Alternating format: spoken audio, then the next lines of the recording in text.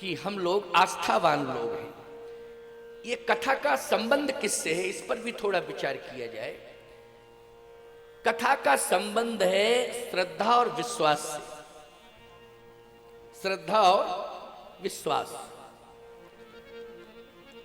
आपके मन में श्रद्धा है कथा के प्रति तो आप घर छोड़ के आए। मौसम प्रतिकूल है, शीतलहर चल रही है और ये बर्फीली हवा है, स्वास्थ्य के प्रतिकूल है, लेकिन नहीं, आपने घर छोड़ा। ईमानदारी से बताओ, श्रद्धा का पहला प्रमाण मिला कि नहीं मिला कि आपने घर छोड़ा, यहां आए जहां लोग आग को छोड़ना नहीं चाहते हैं। सामने आग रखी है, एक सेकंड नहीं छोड़ना चाहते लोग, लेकिन आपने घर छोड़ा।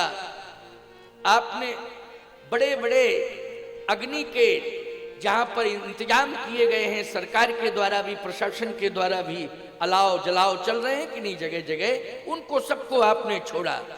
आपने सबसे पहले आकर हनुमान जी का दर्शन किया और राम कथा में आप बैठे, ये है आपकी श्रद्धा। अब दूसरा नाम आए विश्वास। आपके मन में पूरा विश्वास है कि हम हनुमान जी के दर्शन करके जब कथा सुनेंगे तो जो चित्रकूट धाम कामदगिरि पीठ से कामतानाथ जी ने भेजा है स्वामी जी को, उनका दर्शन भी करेंगे, उनकी वाणी से कथा सुनेंगे तो हमें विश्वास है कि वो कथा हमारा परम कल्याण करेगी। ये आपको विश्वास है, तो श्रद्धा लेकर आप आए हैं और निश्चित रूप से आपका विश्वास सटीक रहेगा और आपका विश्वास जो है पूरी तरह से सफल होगा। आपके हृदय में एक नई ऊर्जा का संचार होगा, आपके हृदय में एक अभूतपूर्व परिवर्तन आएगा। इसमें कहीं कोई शंका की बात नहीं, क्योंकि ये कथा पुरुषार्थ से नहीं हो रही है, ये कथा तो हनुमान जी की कृपा से हो रही है। किससे हो रही है? हनुमान जी की कृपा से। नर्मदा जी का तट छोड़ के आया हूं, कितना महत्व है नर्मदा जी का। पहले तो मैंने मंदाकिनी का तट छोड़ा, फिर नर्मदा का तट छोड़ा और बावड़ी के तट पे आ गया हूं। बोलो भाई, ये हनुमान जी की कृपा कहिए। क्या हनुमान जी की कृपा? बावड़ी का तट। इस तट का मुझे लगता है कि कामतानाथ जी की दृष्टि में और हनुमान जी की दृष्टि में दोनों में महत्व है। क्यों भाई, है कि नहीं? तभी तो कामतानाथ जी की दृष्टि में भी बावड़ी के तट का महत्व है और हनुमान जी की दृष्टि में भी, क्योंकि हनुमान जी विराजमान है। बावड़ी सरकार के नाम से बावड़ी शब्द पहले जुड़ा। क्यों भाई, जुड़ा कि नहीं? बावड़ी तब सरकार, सरकार बावड़ी नहीं, बावड़ी सरकार, बावड़ी नाम पहले जुड़ गया है ना। इसलिए जब भी जय जयकार होती है तब शब्द होता है भक्त और भगवान की। ये कभी नहीं कोई कहता कि भगवान और भक्त की जय। बोलो, कहता कोई कि भगवान और भक्त और भगवान की? पहले भक्त का नाम आता है। इससे सिद्ध होता है कि बावड़ी हनुमान जी से जुड़ गई तो हनुमान जी के पहले बावड़ी का नाम आ गया।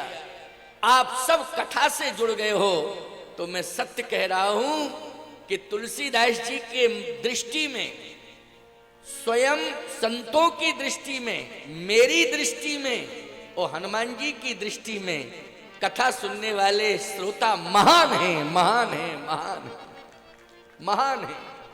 क्योंकि आप सब ऐसे मौसम में आकर के, जहां पर शीतलहर चल रही है, शीत का बहुत बड़ा प्रकोप है, आप आकर के कथा सुन रहे हैं। श्रद्धा और विश्वास। अब जीव के जीवन में दुर्भाग्य कब आता है? जब वो संशय और भ्रम को पाल लेता है। श्रद्धा और विश्वास को दूर कर देता है। संशय और भ्रम को जब पाल लेता है तो फिर उसका सौभाग्य दुर्भाग्य में बदल जाता है। क्योंकि आपने बालकांड में, रामचरितमानस के प्रारंभ में पढ़ा होगा कि सती और पार्वती, इन दोनों की महिमा में बहुत अंतर है। सती और जबकि हैं सती ही पार्वती है। ऐसा नहीं है कि पार्वती कोई अलग है, सती जी ही पार्वती हैं। लेकिन जितने शिवालय हैं संसार में, उनमें पार्वती जी बैठी हैं कि नहीं बैठी हैं? बोलो, बैठी हैं कि नहीं? जब कीर्तन कराया जाता है तो सती और शंकर जी का नाम नहीं लिया था, गौरी शंकर सीताराम। और जब भी जय बोली जाती है तो कहा जाता है गौरी शंकर भगवान की जय। शिव जी के साथ पार्वती जी का नाम जुड़ा है, सती जी का नाम नहीं जुड़ पाया, जबकि सती ही पार्वती हुई। क्यों? जब सती के रूप में थी तो संशय और भ्रम दोनों जीवन के साथ जुड़े थे, और जब वही सती पार्वती बन गई तो संशय और भ्रम दूर हो गया, श्रद्धा और विश्वास जुड़ गया है, इसलिए महिमा बढ़ गई। श्रद्धा और विश्वास जुड़ गया तो महिमा बढ़ गई। अर्थ समझ में आ गया कि नहीं आया? देखो कितना सटीक अर्थ मैंने बता दिया, बहुत अधिक विस्तार की जरूरत नहीं है, एकदम आपको सटीक उत्तर दिया मैंने। सती जी के जीवन से भ्रम और संशय दूर हो जाए तो भगवान शंकर ने एक दिन सोचा कि इनको कथा स्थल पर ले जाएं और कथा सुनवावें, तो कथा सुनने से संशय भी चला जाएगा और भ्रम भी चला जाएगा, इसलिए इनको साथ ले चले। प्रयास किया भगवान शंकर ने। देखो शंकर जी चाहते तो कथा स्थल पर ले जाने की जरूरत नहीं थी सती जी को। क्यों भाई, क्या जरूरत थी? वो तो स्वयं में प्रभावशाली हैं, स्वयं में उनका इतना बड़ा प्रभाव है कि स्वयं कह देते कि संशय और भ्रम को दूर करो, मैं कह रहा हूं, श्रद्धा और विश्वास स्वीकार करो। लेकिन नहीं, शंकर जी ने कहा कि मैं इनको कथा स्थल पर ले जाऊंगा और कथा सुनते सुनते इनके जीवन का संशय भी दूर हो जाएगा और भ्रम भी दूर हो जाएगा, और श्रद्धा और विश्वास ये दोनों ही इनके जीवन में आ जाएंगे। ये भगवान शंकर ने विचार किया। अब आप लोग कथा सुनने आए हो, कथा की कितनी बड़ी महिमा है कि शंकर जी स्वयं सती को लेकर आए हैं कथा के स्थल पर। बोलो, लेके आए कि नहीं आए? आप कहो महाराज जी पास में ही कथा हो रही थी इसलिए, नहीं, बहुत दूर हो रही थी, तुम लोग तो पास से आए हो।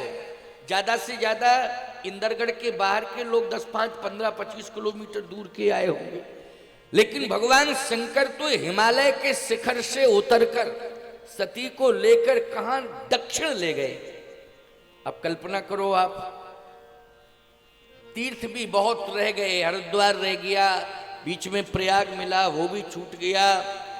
कहां पहुंचे? दक्षिण में, जहां पर कुंभज ऋषि का आश्रम है, दक्षिण भारत में। भगवान शंकर कितनी दूरी तय करके गए? मुझे लगता है कि तीर्थों से भी ज्यादा महिमा कथा की है। आप कहोगे तो अतिशयोक्ति अलंकार का प्रयोग हो रहा है, क्योंकि तीर्थों से ज्यादा महिमा कथा की कैसे हो सकती है? भगवान शंकर ने ईमानदारी से बताओ, हिमालय एक बहुत दुर्गम तीर्थ है, हिमालय पर सब नहीं जा सकते। बोलो, जा सकते हो? हिमालय की परिक्रमा कर सकते हो क्या? इस समय तो ठंडी में तो मुश्किल ही है। अच्छा, हिमालय में भी कैलाश पर्वत और ऊंचाई पर है, और इतना शीतल वातावरण रहता है कि आप मई जून के महीने में भी मुश्किल में रह पाओगे आप कैलाश के आसपास।